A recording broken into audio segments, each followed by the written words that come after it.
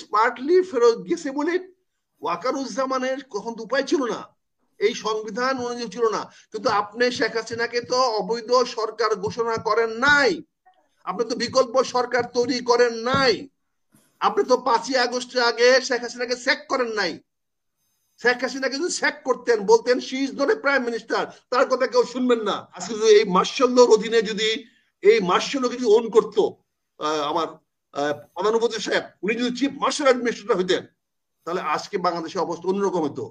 আজকে বৈষম্য ছাত্র আন্দোলনের এরা যদি মার্শালের পক্ষে থাকতো অন্যরকম হতো। আর এর বিকল্প ছিল একটাই, সেটা হলো বিপ্লবী সরকার। আপনার বিপ্লবী সরকারও করলেন না, মার্শাল সরকারও করলেন না। বাহিনীর প্রধানরা অন্য সেনাবাহিনীর বলছে কথা বলা not serious offence, it is a protocol, it is a protocol. এখানে যুদ্ধ ঘোষণা হয়, যুদ্ধ ঘোষণা হইলে যুদ্ধ ঘোষণা হলে পরেও তারা সিজ ফায়ারের জন্য দেখেন টক, দেখেন ডিসকাস। এটা সেনা প্রধানদের প্রটোকলে পড়ে, এটা এক সেনা প্রধান আরেক সেনা প্রধানের সঙ্গে প্রটোকল। ইন্ডিয়ান সেনা প্রধান যে একটা তাদের একটা মানে মাসিক ইভেন্টের মধ্যে যে স্পিচটা দিয়েছে, ওটা আপনি সমর্থন করেন? যেভাবে বলেছে যে আমাদের সাথে 1-to-1 সবসময় যোগাযোগ আছে এবং আর্মির সাথে আর্মি টু রিলেশন খুব ভালো, কিন্তু আগামী এই নির্বাচিত সরকার আসলে সম্পর্ক ভালো হবে। তার মানে বলতেছে সরকারের সাথে তার ভালো সম্পর্ক নেই, আর্মি টু আর্মি আছে। Do you accept it? তারপরে জেনারেল ওয়াকার যে একটা চিঠি সরাসরি ইউএন হেডকোয়ার্টারে লিখেছে, বাইপাসিং এএফডি অ্যান্ড লিখেছে এবং হি ডিনাইড, মানে ইউএন রিপোর্টটাকে আন্ডারমাইন করেছে। স্যার আমি আপনার বক্তব্যটা আগে শুনেছি, আমি আপনার ভিডিও আমি যে আক্তার ভাই, আমি আপনাকে আপনি যাবেন, আমি একটা প্রশ্ন শেষ করে নিই। আপনি যে আমাকে বলেছিলেন শেখ হাসিনা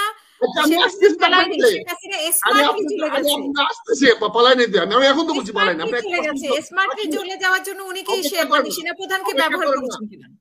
একটা প্রশ্নের উত্তর ওনাকে দিতে দেন, তারপর একটা প্রশ্ন করেন। আপনি উনি বলেছেন যে ওয়াকারুজ্জামান, শুনেন, আর্মি রিয়াকশন কখনোই আইএসপিআর এর মাধ্যমে হয়। আপনি কতদিন আগে বেলুচিস্তানের একটা ট্রেনের উপরে ইন্ডিয়ান আর্মি অ্যাটাক করেছে, এটা ইন্ডিয়ান প্রাইম মিনিস্টার বলে নাই, এটা ইন্ডিয়ান প্রেসিডেন্ট বলে নাই, এটা ইন্ডিয়ান আইএসপিআর এর প্রধান লেফটেন্যান্ট জেনারেল সাহেব বলেছেন, পাকিস্তানের আইএসপিআর এর। সেনাবাহিনীর কোন বক্তব্য বা কারো কাছে কিছু চিঠি লেখা বা জানানো, এটার জন্য আইএসপিআর আছে। সেনাবাহিনী তার বক্তব্যের জন্য কৈফিয়ত যদি ডিজিএফআই কৈফিয়ত যদি প্রধান উপদেষ্টা চাইতেন তাহলে দিতেন, কিন্তু কৈফিয়ত চান নাই। সেখানে আমরা ধরে নিতেই পারি যে প্রধান উপদেষ্টা বলে দিয়েছেন আপনি জবাব দিয়ে দেন, অ্যাকর্ডিংলি উনি আইএসপিআর কে বলছে জবাব দিয়ে দিছে। এগুলো শুনেন, আমি কাউকে পছন্দ করি না, তার মানে তার সব কাজকে আমাকে ডিফাই করতে চান না, আমাদের তো একটা ম্যাচুরিটি শো করতে। আমি কি বলতেছি, আর্মির বক্তব্য আইএসপিআর এ দিবে, এটা যে কোনো হোক। আর two army chief, even during the war, during the fight, they can have exchange of views. Chief of army স্টাফরা আলোচনা না করলে যুদ্ধের শেষও হবে না, যুদ্ধের হবে। আজকে কি মনে করেন যে ওই যে কি বলে তৃতীয় পক্ষের সঙ্গে যে ইউক্রেনের কথা বলতেছে, তাহলে এখানে কি হচ্ছে না? আপনি যেটা হাসিনা আপু বললেন শেখ হাসিনা, আমি আপনার না, আপনি বলছেন যে স্মার্টলি গেছে, তো স্মার্টলি যাওয়ার জন্য নিশ্চয়ই সেনাপ্রধানকে উনি ব্যবহার করেছেন। আর সেনাপ্রধান ব্যবহার করেছেন, উনি তো ব্যবহার করেছেন। সেনাপ্রধান তো বাধ্য, তার বাবা তার কথা শুনতে বাধ্য। সেনাপ্রধান প্রধানমন্ত্রী শেখ হাসিনার কথা শুনতে বাধ্য যতক্ষণ পর্যন্ত শেখ হাসিনা প্রধানমন্ত্রী ছিল। মানে শেখ হাসিনার প্রতি দায়বদ্ধতা আছে, দেশের প্রতি দায়বদ্ধতা নেই, ছিল না। দেশের প্রধানমন্ত্রী তো মানে দেশ, প্রধানমন্ত্রী মানে তো দেশ, প্রধানমন্ত্রী তো রিজাইন করেছেন। প্রধানমন্ত্রী অ্যাজ লং শেখ হাসিনা ওয়াজ এ প্রধানমন্ত্রী, সে তো দেশ। আগে শেখ করেন, এরকম একটা হত্যাকাণ্ড ঘটানোর পরে কিভাবে মানে আপনি বলতেছেন সে একটা দেশ? সবাই হত্যাকাণ্ড তো ঘটাবেই, হত্যাকাণ্ড ঘটে সফল হইতো, তাহলে কি হতো? আপনি সিংচিপি 10,000 ছাত্র মারছে না, কি হয়েছে? মানে আসে না ক্ষমতা এখনো? মানে আপনি তো বলছেন উনি স্মার্টলি পালিয়ে গেছে, উনি এতগুলো হত্যা করে স্মার্টলি পালিয়ে গেছে, এটা আপনি কিভাবে বলেন? স্মার্টলি পালিয়ে যায় নাই, সে তো স্মার্টলি পালিয়ে যায় নাই, সে তো মানে নিজেকে রক্ষা করার জন্য পালিয়ে গেছে। সে তো স্মার্টলি পালিয়ে যায় নাই, সে এই যুদ্ধক্ষেত্র থেকে পরিবর্তন করে আরেক ক্ষেত্রে চলে গেছে। সে গণভবন থেকে সরে ভারতীয় ক্যাম্পে চলে গেছে, নিরাপদ জায়গায় চলে গেছে, এবং সেনাবাহিনী তার বিমান বাহিনীকে ব্যবহার করেছে, বিমান বাহিনীকে ব্যবহার করে স্মার্টলি ব্যবহার করে সে গিয়েছে, শুধু পালিয়ে যায় নাই। আমি তো এখনো বলছি, এই জন্য আমাকে ফাঁসি দিলে দেন, পালিয়ে যায় নাই।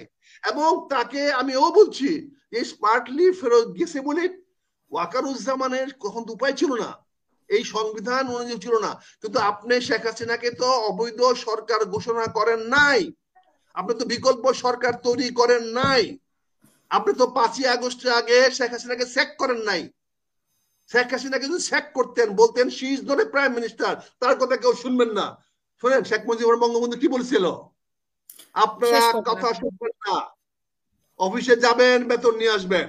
পাকিস্তান গভর্নমেন্টকে ডিনাই করেছে, পাকিস্তান গভর্নমেন্টকে বলেছে পাকিস্তান সরকারকে আপনারা মানবেন না। এখানে যদি আমরা সজীবরা বা আমাদের যারা অংশ, কিন্তু বিএনপি ডিসিশন ছিল না, ডিসিশন মেকিং ছিল না, ডিসিশন মেকিং ছিল বৈষম্য ছাত্র আন্দোলন নেতারা। তারা যদি 3 তারিখে, 5 তারিখে, 4 তারিখে, 3 তারিখেও আমার ফেসবুকে পরিষ্কার লেখা আছে যে আপনারা এক দফা আন্দোলনের ডাক দেন, এই সরকারকে বরখাস্ত করেন, আমরা আপনাদের সঙ্গে আছি। আমার ফেসবুকে আপনি দেখা দিব, চাইলে আজকে পাঠা দেবো না। কিন্তু আপনাদের সরকারকে অবৈধ ঘোষণা করবেন না। আলোচনায় ফেরত আসি, এখনকার সাবজেক্টে আসি। যুদ্ধের মধ্যে 1000-5000 লোককে মাইরাও যখন দেখছে যে আমি আর টিকতে পারতেছি না, সে যুদ্ধক্ষেত্র পরিবর্তন করেছে। এখন তাকে ধরে এনে বিচার করেন, আমি তো আছি আপনার সঙ্গে বিচারের জন্য। I have the full support with you, I will give full support. কিন্তু আপনার সেই হ্যাডম থাকতে হবে, তো সেই হ্যাডম নিয়ে আসেন। এখন Wakeruzzaman as a chief of army তাকে ডিফাই করা, তাকে যদি আমি হেওয়া করি, তাহলে আমার সেনাবাহিনীকে হেওয়া করা হয়। তার অধীনে আজকে সারা গ্রামে গঞ্জে সেনাবাহিনী ঘুরে বেড়াচ্ছে, সে কোনো স্পেসিফিক অর্ডার দিতে পারতেছে না।